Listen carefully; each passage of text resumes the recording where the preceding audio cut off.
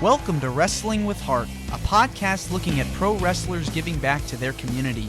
Join me, Stanley Carr, as I interview wrestling's hottest names who use their platforms as entertainers to raise awareness and do community service.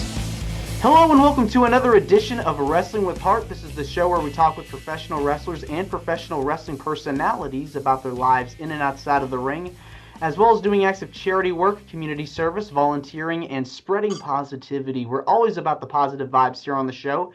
And with me right now, I've got a very special guest. She's a rising star in the UK wrestling scene.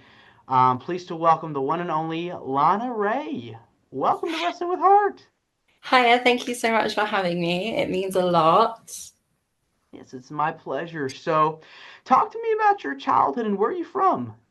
So I'm originally from England in the UK. I moved around a lot as a child. So I always say I'm from like a little country town in the Cotswolds. And yeah, I was just doing my thing as a child, just getting along, trying to find my way in the world. I was the least sporty kid as a child. I hated anything to do with sports, any physical activity. So it's quite funny what I do now. And yeah, like I was not a wrestling fan as a child. If anything, I used to always tease the other kids, like, "Oh, how do you like wrestling? Like it's all fake. Like I could never like watch it." And then I grew up as a teenager, and like obviously wrestling kind of had that period where it was really big, and also as a child, like everyone seems to know it. And in the UK, especially, if you didn't have Sky TV, it just wasn't an option to watch. Um, so I never really saw it. And then when I got older, my family had a little bit more money, so we eventually got Sky TV. And my dad flicked through the channels, and wrestling came on. And it was like a WWE SmackDown. And it's really funny because my dad skipped it straight away, but I distinctly remember it being a tag match with Michelle McCool and Layla. I think they're against like Beth Phoenix and Kelly Kelly. And for some reason, 'cause I've watched it back several years later, and I just distinctly remember it.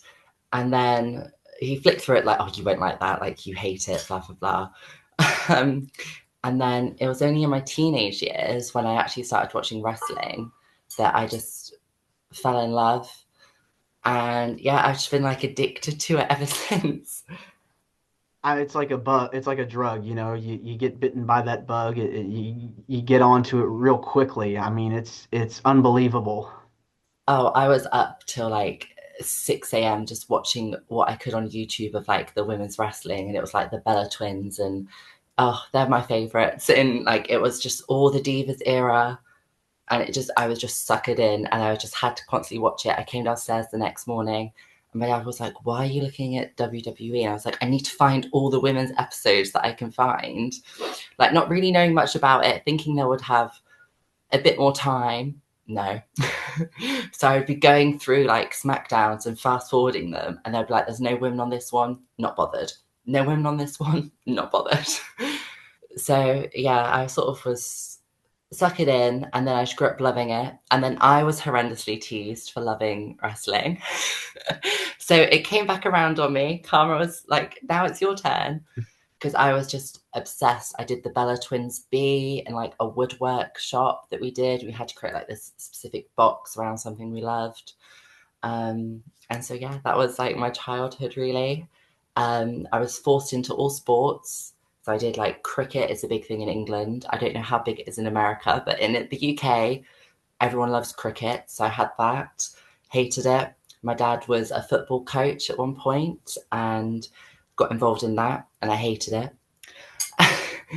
And then, yeah, then all of a sudden I loved wrestling, and I was like, "Oh, I just want to be a wrestler."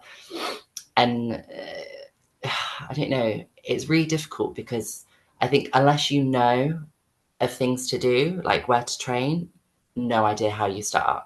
To me, I thought you just get picked out from somewhere and then that's it, you're a wrestler. You just, at the time I thought it was all real still as well. So although I used to tease people for thinking it's fake, I was like, "Oh, this is so cool. Like they're actually punching and hitting each other and kicking each other."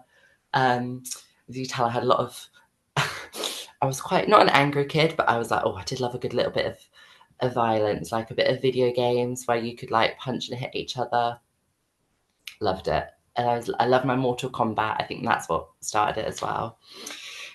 And yeah, it was just from there I fell in love. And then, God, I think I didn't start training till I was about 20. And this was post COVID. So I fell in love with it. And then I was just like, I need to do it now, or I'm just never going to do it.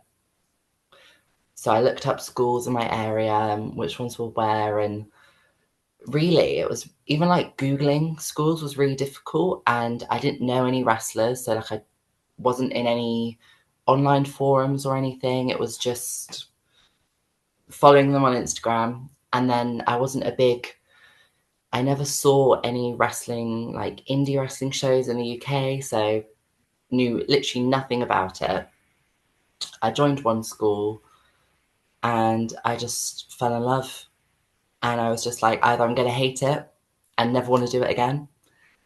I took my first bump, my first session, and I was like, this is the best thing ever. I had work at 10 a.m., sorry, 10 p.m. that evening. And then there was another session because it's like the Sunday sessions where everyone's welcome. And I finished at 4 a.m. I got on the train at 8 a.m. I went to my second ever wrestling session, and I was just like, I was absolutely knackered by the end of it, and I just absolutely adored it. And then that's how everything began, really. I mean, you seem like, you were never a big sports kind of girl, but you fell in love with wrestling, so quickly, and it's amazing how everything kind of worked out, before you got into wrestling, before all that stuff happened, what did you want to do? What did you want to get into? What did you hope to do, when you got older? Did you have any passions, like, were you into like the creative, like arts or music or anything like that?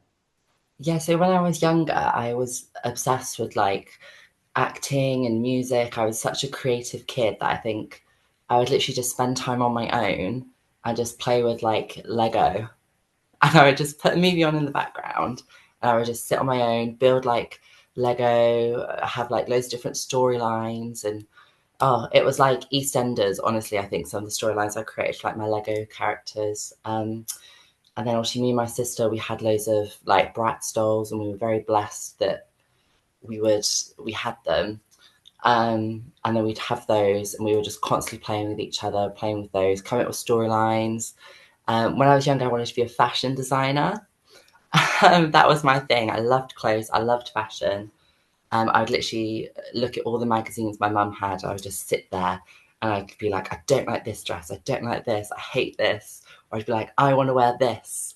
Um, and yeah, and it was quite funny because my sister was the same, and we came up with our own brand name, and we were like, we're going to do all the sewing and create this brand, and we're going to be huge and famous because how was it? I think I was like 8 at the time, and she was 12. We were like the young fashion designers. We learnt to sew for like 2 weeks, and then we were like, too much effort. Um, but that's what I used to do. And it's so funny because throughout my whole life, I've always been like a drawer, and I would just constantly draw things, whether it's like pop art or literally fashion. So now a lot of the gears that I have planned or that I've made have all been made by, or designed, I should say, by me. And then I ask people, like, can you recreate this? Or like if they want to put their own spin on it. And that's something I always really enjoy, that it's always like from my head. So I think that's a huge thing for me. And yeah, so looking back, that always makes me very happy that I'm kind of doing what I wanted to do as a child. And, I'm like designing things, but it's for a completely different cause. It all So comes together. So you'd mentioned earlier that when you started watching wrestling, you were really into the Divas era, which When I talk to people on the show before, you know, a lot of people will talk about their favorites and who they were idolized by. Some would say Trish or Lita or Sherry Martel and some of the other like legends, you know, Jazz, Molly Holly. But it's interesting. You don't hear a lot of people really talk about, you know, the women of the Divas era, like the Michelle McCools and the Bella Twins, and even some of the women earlier, like the Tori Wilsons and the Stacy Keeblers. I mean, they really helped pave the way as well for the women of today. So, what really like drew you into that aspect, that side of the women's era?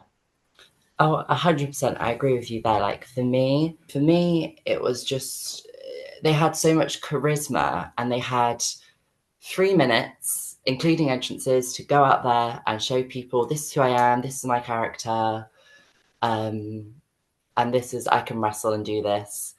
And to me, I was like, oh, this is incredible. They're telling a story in the ring and just being their character who they were. Like Maurice, I think, is someone who is really underappreciated because she just oozed that charisma and that heel persona. And I try and like embody her as much as possible. Another one, my all-time favorites, is Candice Michelle. For me, one of the best. I want her to be in the Hall of Fame so bad, because they were like, at the time, I think the tagline was like the hottest women on TV. I think that also had part of me wanted to be known as like one of the hottest women on TV when I was younger.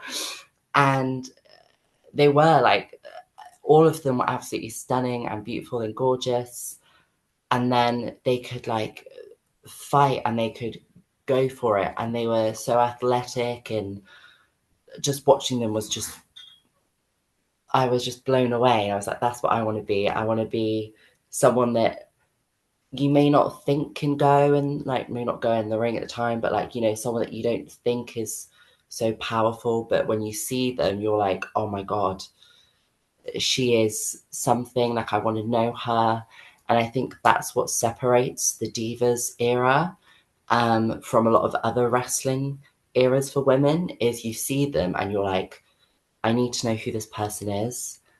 And they were just, everyone was so unique as well. There wasn't any like overlap, I'd say, even if you had the Diva Search girls, who I think are as well hugely underappreciated.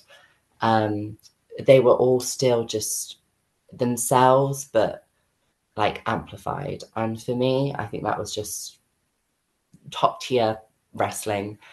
Um, and I think that's what I try and embody a lot as well in my, when I go out like and perform in front of people. I'm like, right, what would, you know, Candice Michelle do here? What would the divas do to get themselves seen? So yeah.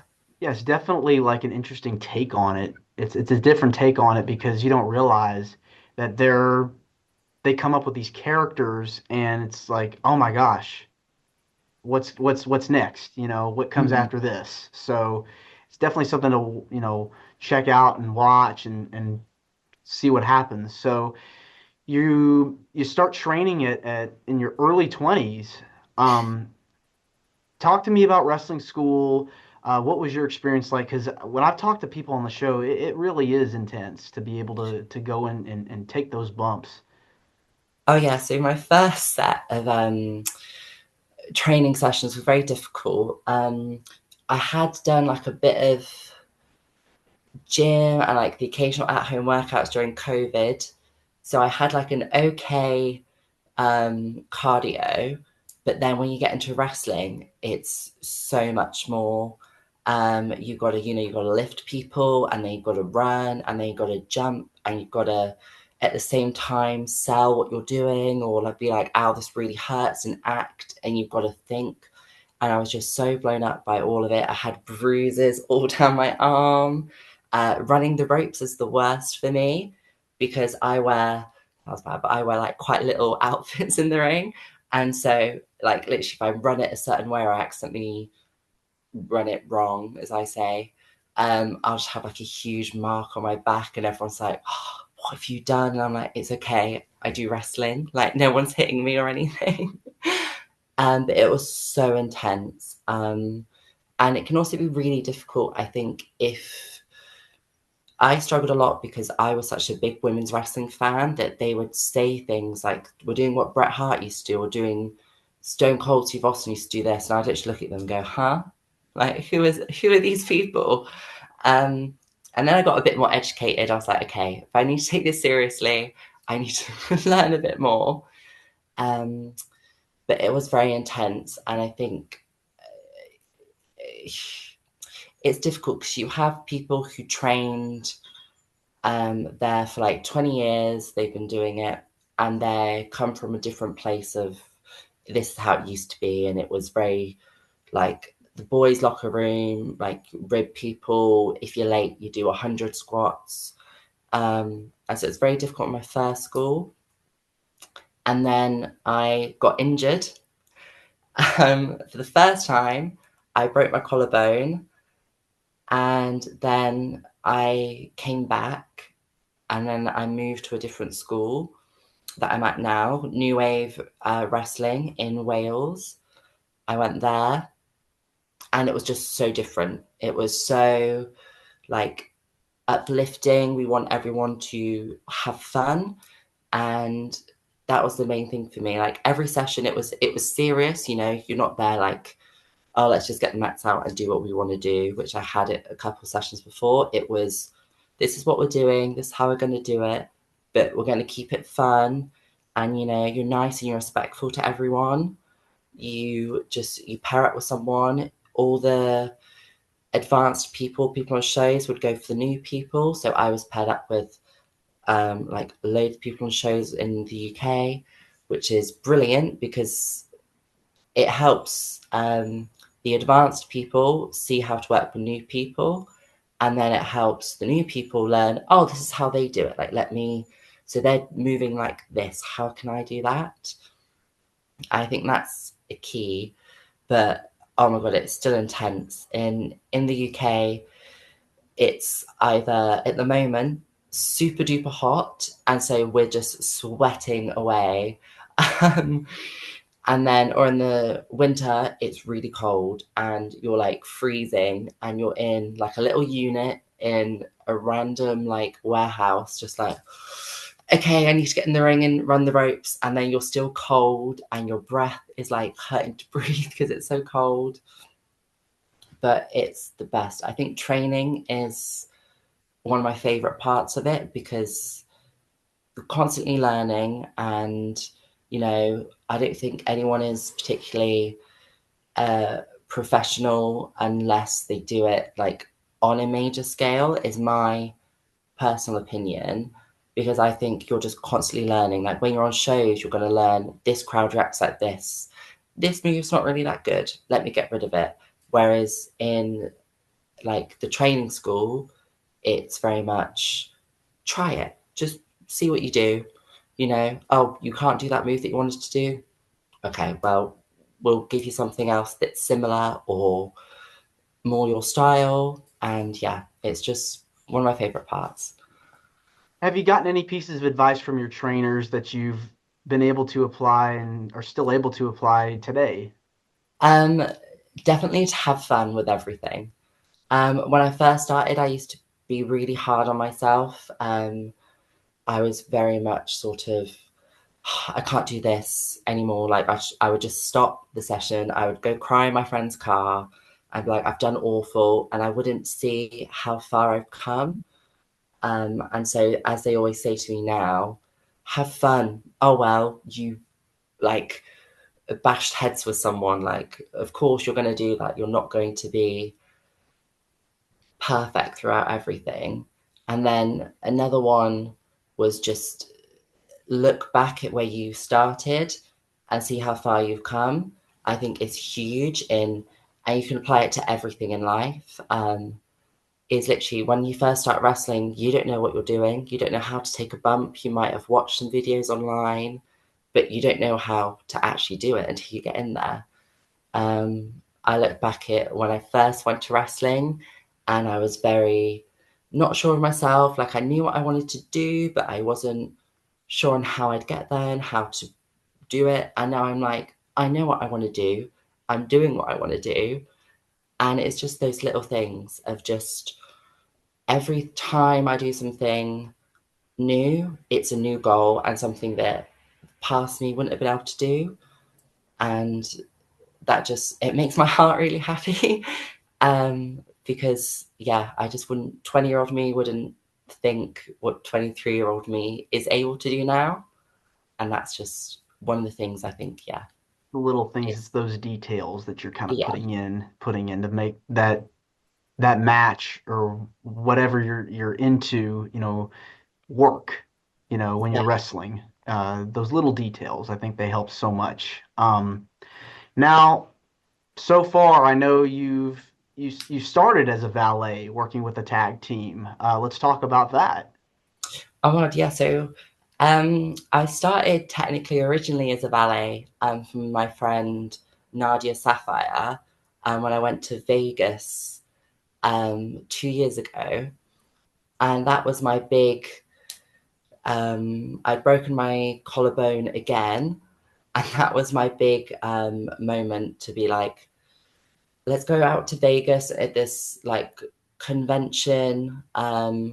So I was thinking not many people are going to be there. I walk out, I'm all ready. There's like 300 people there waiting. And I'm like, oh God, like it's actually now. A little I went out. stressful. Yeah. I was like, oh, there's a lot of people here. We went out Pressure's together. on. I adored it. And then I did 2 shows in Vegas. And then I flew back home. And I was supposed to be a valet for Nadia and for the boys sooner. But then I had to have surgery on the collarbone that I had broken because it had like re-broke itself from just traveling. And I was back to training because they said I was cleared to wrestle. I wasn't. And so, yeah, I had surgery on it in October.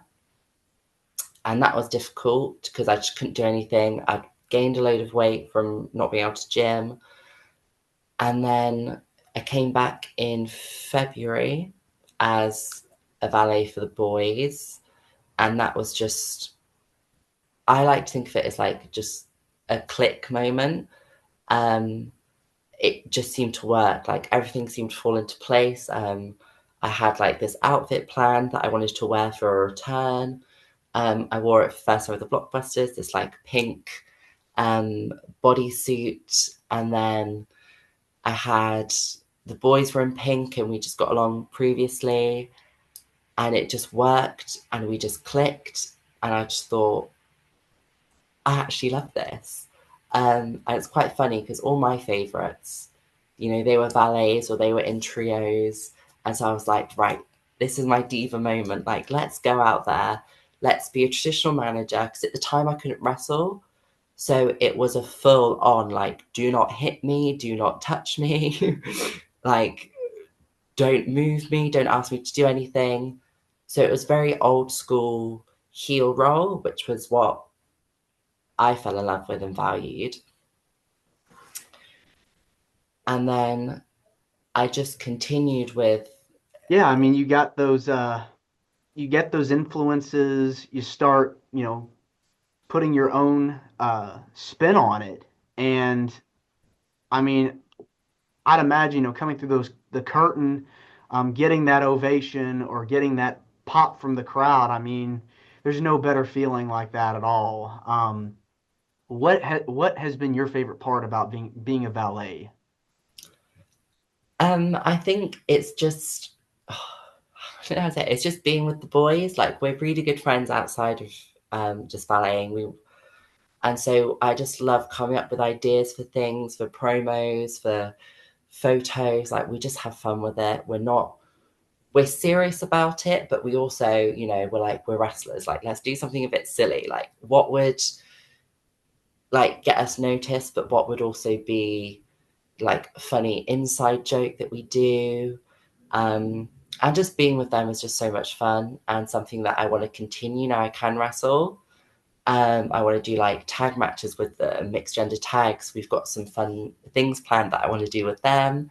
But I also even though I can wrestle, I still love being with them as the Valet, because it just works with us together as them as the tag team, and then me as their Valet, their manager, that gets involved, you know, blows the powder in the faces, we win. Everyone hates us, and it's brilliant. I mean, you know, you've experienced so many setbacks, you know, with injuries, and it is hard, you know, because you got to rehab it, then you got to train, and being able to come back from such a serious injury. I mean, it's it's inspiring, you know, to so many people, you know, because you know, if you can do it, anybody can do it, you know, and so. Being able to come back from such a serious injury, you make your debut, in-ring debut. Um, what would you say is like your ultimate goal in professional wrestling? I think, I mean, my ultimate goal would be to have like a good run in WWE. Is like probably everyone's single person's goal because it's WWE. But to have a run in WWE that is so, whether long or short, just really impactful and gets lots of more people interested in wrestling, but also continue with the whole like diva style persona and get more people invested in that era and watching that so they get their recognition. I think now they are, because all of like the women in WWE are talking about Total Divas, and everyone's like, this was how we got into it.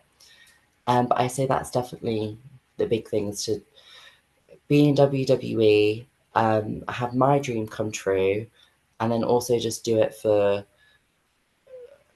just like my family and friends, and be like, I can do this, and that like I made something of myself. Because I think,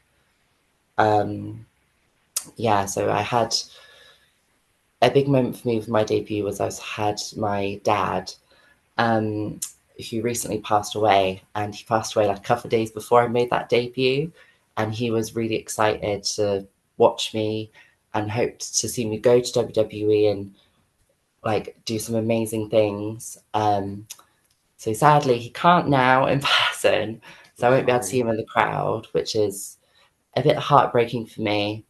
Um, it was a big struggle to go out there at first, because I just felt this wave of emotion and adrenaline. And then I was like, I just said to him, I just said, look, I know you're up there, so make sure you're watching. Um, and I said, and have Elvis Presley watch as well, because he's someone that we always used to listen to together. Um, so yeah, just do it for him as well. So I'll carry with him with me in every match. And yeah, he was so proud of me when I first started wrestling, and when I like went to training, when I got injured and I came back, he was like, "This is it. Like, I just think this is your time." Um, and yeah, so it's now it's our time together. So yeah, And the both of you started watching it, you know, having that bonding moment, and now you're able to live out your dream. And I'm sure he would be very proud of you for thank being you. able to do that. And you know, I think one day you'll make it, you know. So I just keep doing what you're doing, and the sky's the limit. It really is. Do you have like any dream matches, dream opponents, people you want to get in the ring with? So one of my dream matches is to do a diva style, or like have, if I had a championship, I'd want to have like a divas, what do they call it? Like invitational. So I'd wrestle Nikki Bella, or I'd love to wrestle Candice Michelle. It's like my one thing that I would love so much. It's one of my favorites. Would just something like that, or like a WrestleMania moment, like with Candice, like as a tag team, or just something that people watch and go, oh, like she's done it, whether I'm face or a heel at the time. I think that would be just combination of, yeah, that would be like my dream match. I think at the moment I'm just happy to wrestle anyone. I just want to learn as much as I can. And then when I go up to wherever I go next, or if I go to any of the big companies, to just continue wrestling as many people as possible and become the best like version of me. I really want to wrestle my best friend Nadia in wrestling, Giselle Shaw as well. I met her when she came to London a while ago. I think she's brilliant. But yeah, we'll see. I don't know what's on the cards for me, but hopefully have some big name matches that I can say, yeah, I did Yeah. that. That was me. Well, I'm sure, your dad will be proud and your whole family will be is proud of you as well. And Lana, again, I just want to say thank you so much for coming on to the show. It means a lot to me and to my listeners and viewers that are watching this on YouTube. Where can people find more about you on social media? And if there's anything you want to plug, feel free. Thank you, Noah, and thank you very much for having me as well. It means a lot to do like things as well with wrestling. I love talking about my journey and hope it inspires other people that, just because you've been set back, whether it's 2-3 times, if you just keep going, that you can do what you want to do. I'm constantly still told no. I ask to be on shows and they're like, no, like, it's okay. We don't need you at the moment. I'll ask again next month and they'll go, oh, actually, yeah, we have something for you. And so that's a big thing for me. From all my social medias, it's just, I think it's legs_Lana Rae on Instagram. And my TikTok is just where I'm sort of have a bit more fun. I mess around a bit, and that's just legs Lana Rae. Is one word because I mistyped my username. So yeah, but that's about it. I think I don't have too much to plug at the moment. I've got some dates in my diary coming up, but I've got to keep those quiet. So I've got some big things coming, some debuts that are going to happen. And then, yeah, that's literally everything. All right. Well, Lana, thanks again, and you're more than welcome to come back. Brilliant, thank you. I would love to. Hopefully, in like a year or something, we'll do an interview and I'll say, I did all this. Yeah, we'll do a part two. Yes. Oh my God, that'd be great. Continuation of everything that you're doing. So, thanks again. No worries. Thank you so All right. much. Bye-bye. Yeah. Take care. This is Wrestling with Heart. I hope you found this podcast to be informative and entertaining. If you did, please hit the subscribe button and look out for the next edition.